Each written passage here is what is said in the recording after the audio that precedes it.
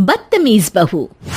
सभ्यता से भरपूर शास्त्री परिवार की इकलौती बेटी मोहिनी को बचपन में ही पढ़ाई के लिए विदेश भेज देते हैं, जहां से वो सालों बाद ग्रेजुएशन पूरी करके इंडिया वापस आती है, जो अब संस्कार, सभ्यता, संस्कृति जैसी चीजों से कोसों दूर होती है।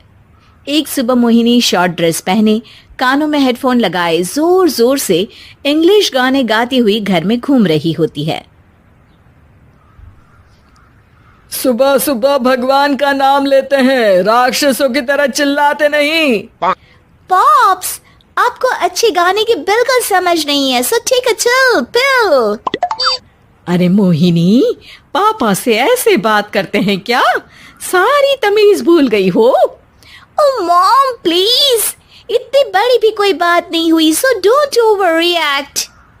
ऐसे ही दिन बीतते हैं जिसमें मोहिनी के तौर तरीके, रहने और बात करने का ढंग उसकी मम्मी पापा को परेशान करने लगता है। भला कोई मानेगा कि ये मेरी बेटी है? रीति रिवाज और संस्कारों से तो इसका दूर दूर तक कोई नाता नहीं, और अब तो लगता भी नहीं कि कभी होगा। अरे ऐसे कैसे नहीं होगा? लड़कियां सारे नखरे अपने माँ बाप को ही दिखाती है। ससुराल जाकर उन्हें सब कुछ करना भी पड़ता है और मानना भी। पत्नी की बात शास्त्री जी समझ जाते हैं और कुछ ही दिनों में अपने से भी ज्यादा धार्मिक परिवार में निखिल के साथ मोहिनी का रिश्ता पक्का कर देते हैं। रिश्ता तो पक्का कर दिया, पर यहाँ मोहिनी को कैसे मनाएंगे? शादी ब्याह के मामले में आटे में नमक जितना झूठ तो चलता है जी। इसी तरह एक के बाद एक तिकड़म लगाते हुए दोनों मिलकर मोहिनी को शादी के लिए तैयार कर लेते हैं और मोहिनी निखिल की शादी हो जाती है, जिसके अगले दिन से ही मोहिनी दोबारा अपने पूरे अवतार में शॉर्ट ड्रेस पहनकर घर में घूमने लगती है। बहू को ऐसे देख सास की आंखें फटी की फटी रह जाती हैं। अरे ये क्या बेशर्मी है, हमारे घर की लड़कियां जींस तक नहीं पहनती और तुम बहू होकर इतने छोटे कपड़े पहनकर पूरे घर में घूम रही हो। सीरियसली मॉम, प्लीज आप अपनी इस 80 के दशक वाली सोच में मुझे इंक्लूड मत करो। हाय तौबा, एक तो बेशर्मी दिखाती है, ऊपर से सास के साथ जुबान भी लड़ाती है। अरे जल्दी कपड़े बदल कर आ, घर की पहली आरती तुम्हें ही करनी है। इतनी देर में निखिल भी वहां आ जाता है। माँ, पापा आने वाले हैं, पूजा का सारा सामान तैयार है ना?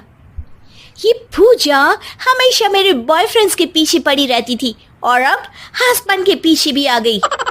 मोहिनी की बातें सुन सास तो अपना सिर पकड़ लेती है, लेकिन निखिल किसी न किसी तरह उसे पूजा के लिए कन्विंस करके कपड़े चेंज करने के लिए भेज देता है, जिस पर पूजा खत्म होने के बाद वो एक बार फिर अपनी शॉर्ट ड्रेस में आ जाती है। बहू, ये क्या तरीका है? संस्कार नाम की कोई चीज है या नहीं? नहीं ससुर जी, संस्कार मेरा दूसरा बॉयफ्रेंड था, अब तो मेरा उससे कोई कांटेक्ट नहीं है।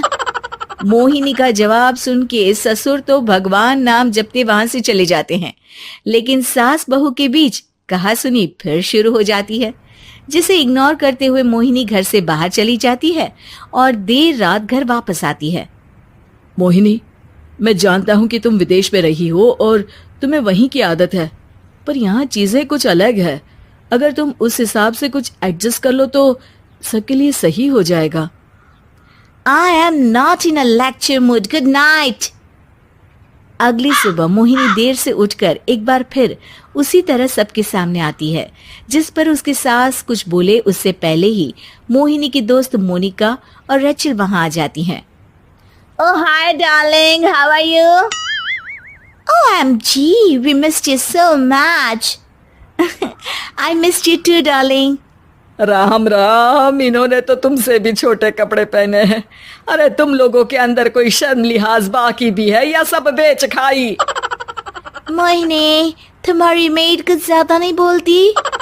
इस पर मोहिनी की दोस्त उसकी सास का मजाक बनाने लगती है, जिसे सुन निखिल उन्हें जवाब देते हुए कड़वे शब्द सुना देता है और वो सुन के वो दोनों तो मुंह बनाए वहां से चली जाती है, लेकिन गुस्से से लाल मोहिनी वहीं खड़ी निखिल को घूरती रहती है।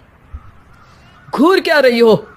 तुमसे शादी की ये सोचकर कि विदेश में पढ़ी लिखी हो, घर में कोई पॉजिटिव चेंज लाओगी, अपनी करियर के लिए एम्बिशियस होगी, पर अपने इस बिहेवियर से उस पढ़ाई के साथ साथ अपने मम्मी पापा के नाम को भी डुबो रही हो।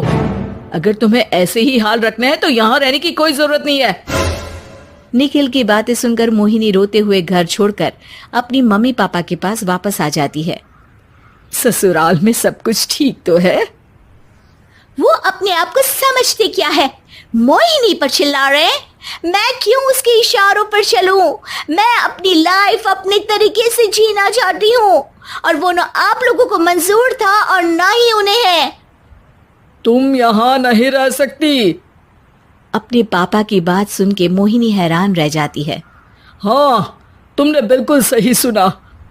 अगर तुम्हें अपने इस घमंड, बेशर्मी और बदतमीजी में ही जीना है तो तुम यहाँ भी नहीं रह सकती। बेटी, मैं मानता हूँ हमारे यहाँ रीति रिवाज बहुत मायने रखते हैं और हमने उन्हीं के ओवरडोज से बचाने के लिए तुम्हें विदेश भेजा था। एक लड़की जो शादी करके घर और बच्चे संभालती है, उससे तुम अपने आप को ज्यादा समझ सको इसके लिए भेजा था। तुम उससे ज्यादा समझो और बनो, पर तुम तो किसी दूसरी ही ट्रेन में चढ़ गई बेटा। उसके मम्मी पापा बहुत देर तक मोहिनी को सारी बातें समझाते हैं, जिन्हें सुनकर मोहिनी को अपनी गलती का एहसास होता है। वो जॉब ज्वाइन कर लेती है और ससुराल वापस आकर उन्हें मॉडर्न बनाती है और खुद भी कुछ रिवाज सीखते हुए खुशी से रहने लगती है।